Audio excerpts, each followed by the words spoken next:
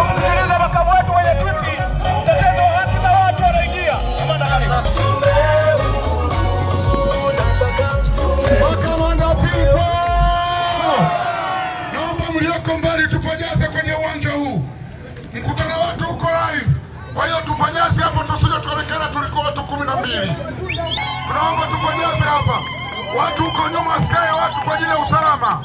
Pote tuje mbele. Tuje mbele, tuje mbele.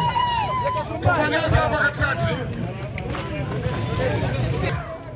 Tunaomba huko nyuma asikae mtu yoyote. Kama unapenda Chadema kwa ajili ya usalama, tunaomba ukae mbele. Na niwaombe kwa namna kipekee tupajaze hapa katikati. Kwa sababu hapa mkutano wetu ni live. Tusogee hivi wote kwenye kibanda. Twende mlioko mbali huko. Tupajaze hapa katikati. Ni wa mbele kwenda kufanya kazi yake halisi. No reform! Haitoshi.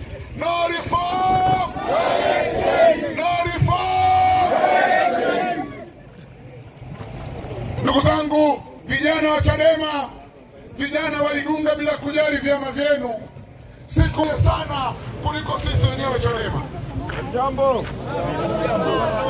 Kama umeshaingia, wewe na vibe kubwa kwake. Makamanda people!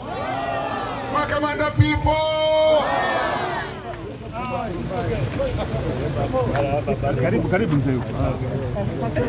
Mheshimiwa mwenyekiti wa kanda, Mheshimiwa mwenyekiti wa kanda, naomba nikukaribishe uweze kuendelea na itifaki yako hapo kwa sababu muda. No election, no reform. Igunga safi? Safi. Basi sitokuwa na maneno mengi kwa sababu kuna viongozi wangu wa kanda, viongozi wangu wa mkoa na viongozi wangu wa kitaifa. Kwanza nitoe shukrani kwa Mwenyezi Mungu, kumshukuru kwamba mmefika sana. Ni wananchi wa Igunga, tuwe watulivu, sikilize kile chote. Baada ya kusema hayo kidogo, kikao au mkutano huu nimeufungua rasmi ili itifaki iende inazingatiwa. Kabla ya kuendelea